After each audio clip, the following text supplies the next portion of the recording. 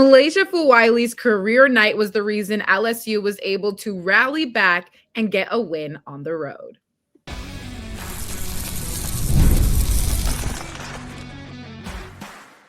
You are Locked On Women's Basketball, your daily podcast on women's basketball. Part of the Locked On Podcast Network, your team every day. Welcome. You are on Locked On Women's Basketball, your team every day. My name is Kalia Butler, the sideline reporter for the Chicago Sky. Thanks for being an everydayer and making the Locked On Podcast Network the #1 sports podcast network. As always, I am joined with Golden State Valkyries radio analyst Sophia Jones. Sophia, what should we be on the lookout for today? Teams getting gut check wins and some teams due for one. I like this one. Sophia, you just keep it with the heavy hitters every day. We love to see it. Before we get into our roadmap of the day, have your cake and drink it too. Birthday cake flavor is back. No fork is needed. Vanilla-y cakey flavor, caffeinated kick, and no sugar. It's party time. Order now at 5hourenergy.com or go ahead and order it on Amazon. Our roadmap for the day. We're going to get into some comments from Napheesa Collier in regards to CBA, what that all looks like. Breanna Stewart had just come out and made some comments herself, so we have to hear from Fee as well. Some Sunday showdowns, another exciting week in women's college basketball coming up this weekend, but we have to go over the games that happened last night. One of them being that comeback win for LSU over Ole Miss on the road. Number 7 LSU came back from as much as a 13-point deficit to beat number 17 Ole Miss 78-70. They started off with a really strong first quarter. Flau'jae Johnson had come out. She banged 3 threes, and it just kind of seemed like it was a done deal to start. Ole Miss was able to fight and claw their way back in, and then the reverse happened. But I think the biggest differentiator when we're looking at this game was MiLaysia Fulwiley. She had a career-high 26 points. She shot 10 of 18 from the floor, and as soon as she checked into the game, you could tell there was a complete shift. Yeah, the pressure that she puts on defenses with her downhill speed is really unmatched. There are very few players that can provide that same or top end speed in NCAA women's college basketball. But then defensively, she consistently pressures the ball handler, guards that point of attack really well, and just helps to throw everything out of sorts for defenses because they can't even get into any actions because of what she's doing in the backcourt. But like you mentioned, Fulwiley, she just really came to play specifically in that second half. She was the reason why LSU, they were down in that second half, and then they just started to come back. I felt like in the first half, when Ole Miss had that lead, they were the more physical and aggressive team. They were assertive and getting their way. And so when you bring a Fulwiley in, especially off the bench to help spark that, it was that mindset change that was most apparent for the Tigers that helped them get that win. It's just whenever she comes in, you can just tell by the look in her eyes that she's ready to take over the game. And you mentioned it best. I think what stood out most about her performance last night was really that fourth quarter because LSU trailed by as many as 10 in the fourth quarter, but then went on a 19-1 run over the final 4 minutes of the game, largely due to MiLaysia Fulwiley's defense. She was applying a lot of pressure, being able to force turnovers of Ole Miss, and then taking it downhill herself and getting a bucket. So she's getting the steals, she's pushing, she's getting her own bucket, or she's facilitating for somebody else. But all of it comes down to MiLaysia Fulwiley kind of being the catalyst for that. And she had 10 points just within the fourth quarter as well, which was part of that 19-1 run. And a lot of it, again, just coming down to defensive rebounds. They had 12 defensive rebounds in the final 10 minutes of the game, too. LSU just clicked at the right time. They did. And for their defense specifically, you mentioned how they really pressured, turned Ole Miss over a lot. But Ole Miss was 0 for 17 in that fourth quarter. So that already made it really hard for them to get themselves back into the game. The only points that they had in the fourth were by free throws. LSU won the quarter 24-7. And it just like you said, all clicked for LSU at the right time. And when we're looking at how the game ended too for LSU, this was an impressive fashion because they were playing without Michaela Williams for a majority of the game, if not the whole game.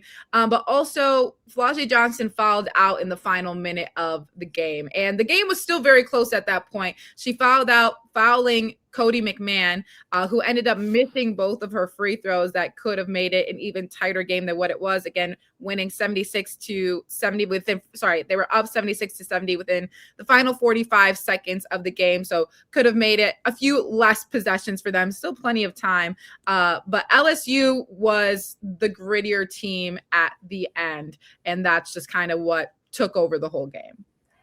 Yeah, and Kim Mulkey, she made a couple coaching decisions as well. Michaela Williams only played 16 minutes in the matchup, but in the second half, Mulkey played a lot bigger. We saw more Grace Knox and Kate Koval, and I think that was a reason why Ole Miss struggled more, because looking at a player like Cody McMahon, who she definitely can shoot the three, but her game is more so getting downhill. And seeing that traffic definitely dissuaded her. They threw in some zone, just switched up her looks. And so I thought that Kim Mulkey actually just helped coach her team to that win. It's still tough when your opponent shoots 0 for 17 in the fourth quarter. That's a little bit of their own doing as well. But I think that decision to go big and to match the physicality that Ole Miss was throwing at them was really the difference maker. Yeah, some strong decisions by Kim Mulkey in that one. Ole Miss, unfortunately, wasn't clicking at the right time when LSU was, but a big one for LSU. We mentioned how this was a significant win for them as we head towards the SEC tournament. But another one from yesterday, UCLA and Washington. UCLA defeated Washington 82-67. So this win ensured that the Bruins will at worst tie for the Big Ten regular season championship. That's due to some of the rest of the games that Michigan is right under them. So the rest of the games that Michigan has, if they win or lose those, as of right now, they are going to be co-champions. Sophia, you can add to this a little bit, because I was still a little bit confused considering UCLA is obviously undefeated in conference play. Yeah, so UCLA has 2 more games left. Say if hypothetically they were to lose those next 2 games and the team right under them, Michigan, won all the rest of their games because they only have 2 losses, they would be matched in that column. So then that's why they would share the co-regular season champions. But regular season that championship is who has the best record during regular conference play, and is different than who actually wins the tournament. Right. No, you're good. And so UCLA right now, favorites win that. And if they win it, it would return that regular season championship to the city of Los Angeles, because UCLA won it last year. Yes. And they're on track to win both? Yeah. No, I think UCLA, I don't see any team right now that would be able to stop them. Come when you get to that conference tournament time, they just continue to roll. Even in this game against Washington, who has consistently, they're unranked right now, but they've consistently been ranked and competed with these really high-tier teams. UCLA dominated the paint again, points in the paint 48-24, outscoring the Huskies there, rebounding 24-15. So for a team to only have 15 rebounds an entire game means you're just cleaning everything up. And they just continue to look extremely strong. And Lauren Betts, 23 points, 8 rebounds, 11 of 15 from the field. She just put together another light work night. Yeah, light work for her. And she had the post-game interview too. And at this point, you have to ask the question, how did you guys figure this all out? Just how do you remain as dominant as you are against very tough Big Ten opponents? Washington, a team that we just mentioned, in and out of the rankings throughout the entire season, but have had some big wins throughout Big Ten play themselves. But UCLA just keeps separating themselves larger and larger, 82-67 victory. And it was really kind of interesting because she said it was almost like more of them playing against themselves. And when you get to that point in a really tough conference where it's not the same, but almost looking at a UConn, because obviously the Big East is different competition compared to the Big Ten. But the reason they stay so dominant is because of how their practices look, how they are going up against one another essentially, and they are playing against themselves in these games almost. And I think that's what UCLA has kind of taken after. And the reason that they're being able to beat all these teams so comfortably is because they hold all of themselves to a very high standard. And we've talked about this before. This is one of the most veteran teams across the NCAA right now, and they are making a very good look for themselves to try and get to that national championship.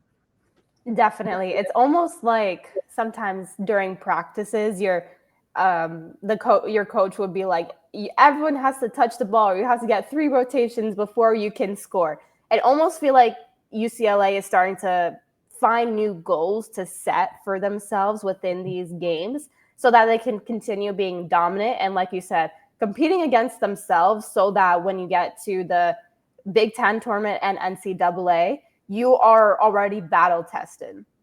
Taking a look at who they have next, UCLA will go up against Wisconsin. Then their final game is against USC. So that's a good one back in Los Angeles. And who's going to take over the city? Obviously, we mentioned a little bit earlier that championship being able to be in LA. What an exciting time having that last game played there. But coming up after this, we are going to get into our weekend preview because South Carolina is playing again and they have to go up against Ole Miss.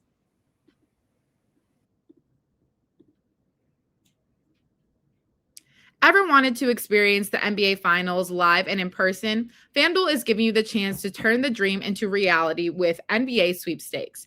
Here's how it works. Use your profit boost on any NBA future, and you'll automatically be entered for a shot to win an NBA Finals trip for 2. That's right. Flights, tickets, the whole experience. I love futures this time of year, whether it's picking a team to win the championship or grab a conference title. It adds the extra layer of excitement to every game down the stretch. Now, I'm not delusional. I understand that the Chicago Bulls are likely not going to win their conference. However, it's still exciting to at least just throw that idea out there and see what lands, especially when the NBA sweepstakes are on the line. Why not just have a little fun with it? But visit FanDuel.com to get started. Use your profit boost on an NBA future and get entered for your chance to win a trip to the NBA Finals. Play your game with FanDuel, the official sports betting partner of the NBA. New year, new systems. This is a time when a lot of us look at the messier parts of how we run our business and think there has to be a better way. And there is. Streamlining your communications is one of the quickest upgrades you can make. That's why today's episode is brought to you by Quo, spelled Quo, the smarter way to run your business communications. Because when your team is reachable, organized, and communicating in one place, you're not just working cleaner, you're creating more opportunities to connect with customers. And we all know that is the most important part. You can lose customers very quickly when everybody isn't on the same page. So everyone sees the full conversation thread, which makes replies faster and much more personal. It's no surprise Quo is the #1 rated business phone system on G2, trusted by more than 90,000 businesses, from solo operators to growing teams. Make this the year where no opportunity and no customer slips away. Try Quo for free, plus get 20% off your first 6 months when you go to quo.com/lockedonnba. That's quo.com/lockedonnba. Quo, no missed calls and no missed customers.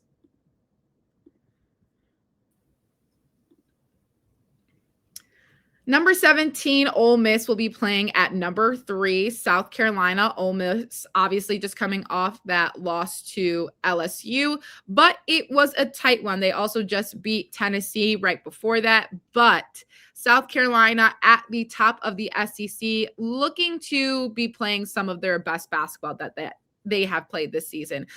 They had their only loss of the season in conference play has been to Oklahoma, but they have been cruising ever since then. They're coming off a win to Alabama. They just beat LSU themselves. They beat Tennessee.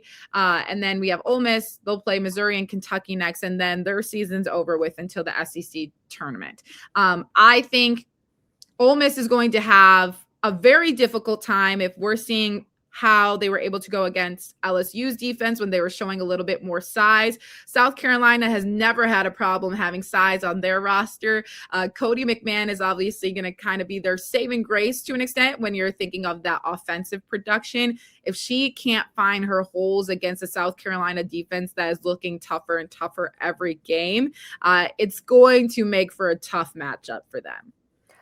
It is. And I think Ole Miss, they need to have a little bit of amnesia after this LSU loss, especially how they close out that fourth quarter, because majority of the game, they did look solid. So focus on that, try to bottle that up and recreate it against South Carolina.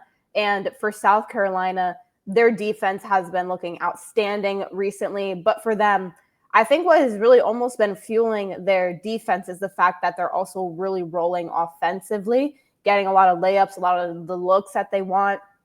But that Ole Miss defense is not one to be messed with either. So if they can try to prioritize that and really slow down South Carolina there, then they start to level the playing field a bit. And I think that would be their best bet. But it's not going to be easy playing that game in South Carolina as well. And especially just with this tough stretch that they are currently in. That game is at noon on Sunday. So a little bit of a quicker turnaround also. Yeah, not the team that you want to go up against right after a loss. You kind of want to come in with maybe a little bit more confidence.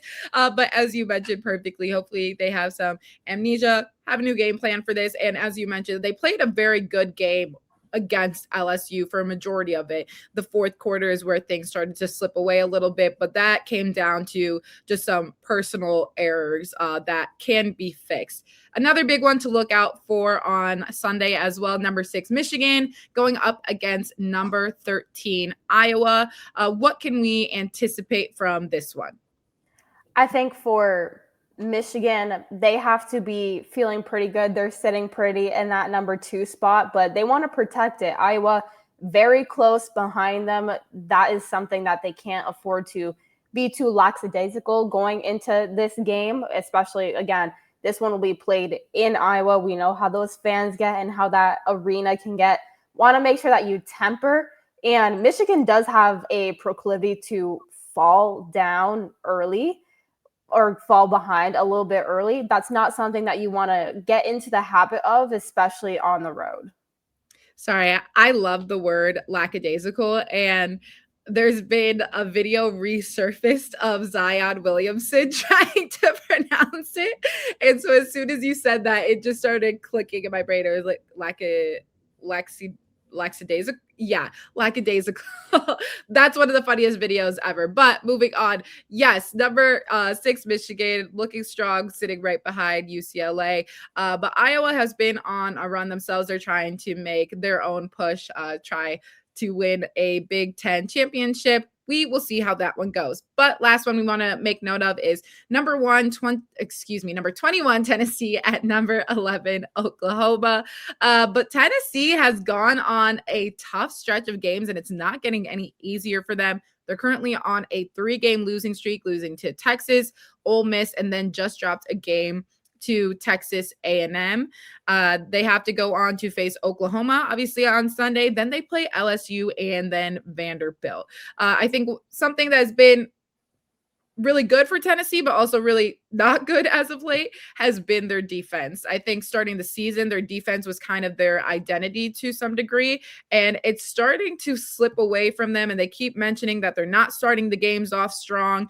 They're allowing teams to get up to them by like 20 points and then having to claw their way back in the fourth quarter. And it just doesn't give them enough time to try and win the game. Oklahoma, coming off a good win against Georgia. It was a pretty close game still, but Oklahoma is a tough one to go up against when you're trying to get back into the win column.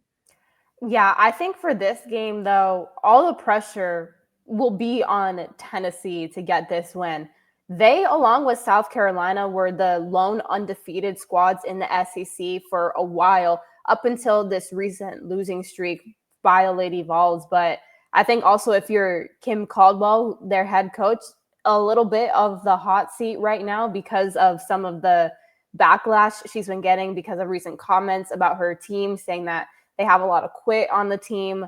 But Oklahoma, not an easy matchup to go up against, like you mentioned. But I think you have to look at Oklahoma on the other side and see that this is probably the most winnable game in the rest of your schedule, putting even more importance on it. But Oklahoma, they also just came off a really strong win against Georgia. It was really a grind out battle towards the end.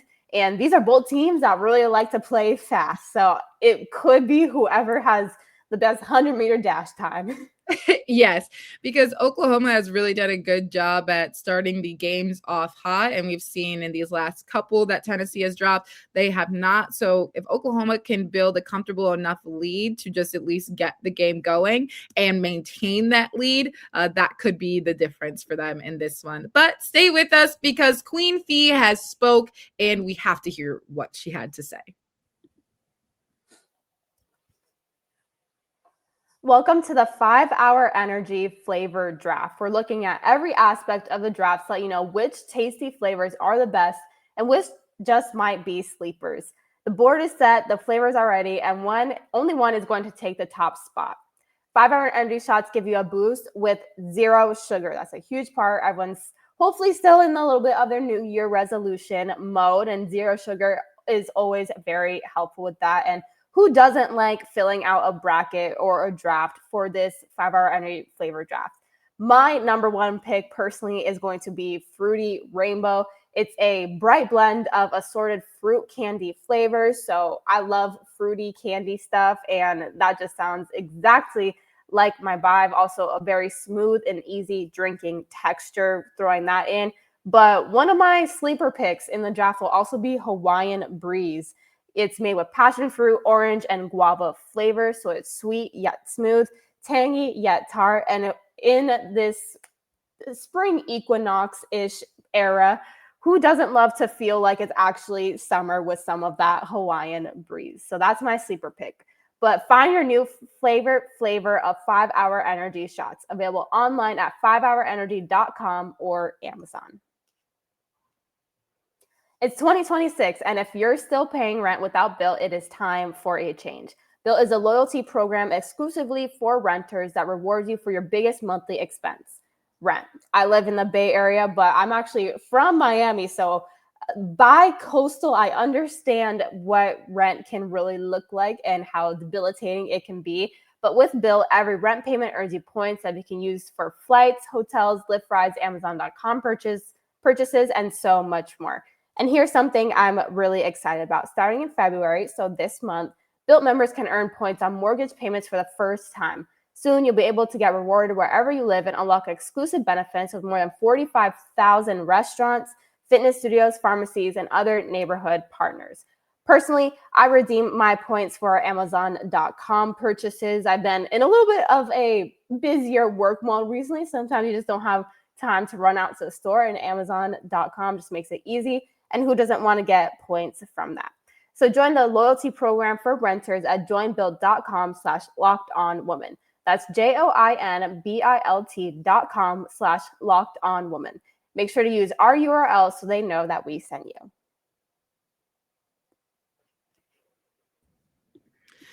Well, college season is coming closer to an end, which means that the WNBA season is getting closer and closer to beginning. We're all trying to figure out what's going on with the CBA stuff.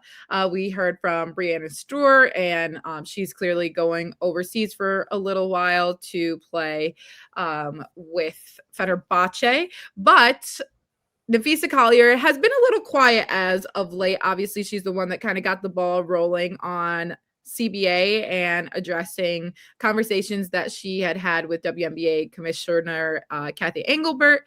But she said recently that in regards to what this new collective bargaining agreement is going to look like and the counter proposal that has been offered, she said, well, somebody's going to have to fold, aren't they? Which she also said, we think obviously what we're asking for isn't unfair. Otherwise, we wouldn't be asking for it, but we understand it's a negotiation. And I think we are trending in the right direction, but we have to be able to stand strong in what we believe in and make sure we are getting a fair cut in this pie that we are building together as a league and as players. So just a quick recap. On Tuesday, the Players Union had submitted a counter proposal in response to the WNBA's February 7th submission. In the proposal, the WNBPA requested 25% of gross revenue in the first year, increasing over the life of the agreement to an average of roughly 27.5%. The union also proposed a salary cap of less than $9.5 million. And then there's kind of been that discussion that Sophia had put really well on the type of revenue that is being shared. So Sophia, what do you feel about Napheesa Collier's comments on it now? And do you think that it does seem like they are maybe getting closer and closer to a finalized CBA soon? I do think that they're getting closer. I think that one of the biggest holdups throughout this whole process was that period of time right during January for 6 weeks where the Players Union submitted a proposal and the league didn't submit a response. But now at least these responses are happening a little quicker. Proposals are being exchanged at a faster rate. And I think that's exactly what needs to happen. And it's only positive. You're at least gaining traction because you're opening up this dialogue. But February is a short month and things need to start clicking and falling into place. Again, expansion draft for both the Toronto Tempo and the Portland Fire. You need the regular rookie draft, free agency where all but 2 veterans in the league are free agents. You need these things to start happening quicker. And I think that the players and the league are both understanding that right now. But I think with Fee saying that there are going to be concessions a little bit on both sides, it unfortunately does make sense. But for the players, I think they're really just trying to stand firm in getting that fair share of that gross revenue. I think one of the most interesting parts for me right now is obviously the expansion draft and free agency that needs to happen, but also kind of what some of the college players are thinking, as they want to enter the WNBA draft and nothing has been finalized. Not that this has not allowed players to want to, pursue the draft, but interesting to see if anybody will decide to stay that has the option of staying in college a little bit longer, decide to stay for another season instead of trying to enter the draft as things are still getting figured out. They all have their own reasonings. Obviously, Olivia Miles had her reasoning in terms of not entering more due to wanting to get more experience, but saying that they have that option to do so. So we will see what that all looks like coming up here shortly, but that'll do it for us today on Locked On Women's Basketball. Thank you all so much for joining us. We will be back on Monday to recap all the exciting games happening this weekend.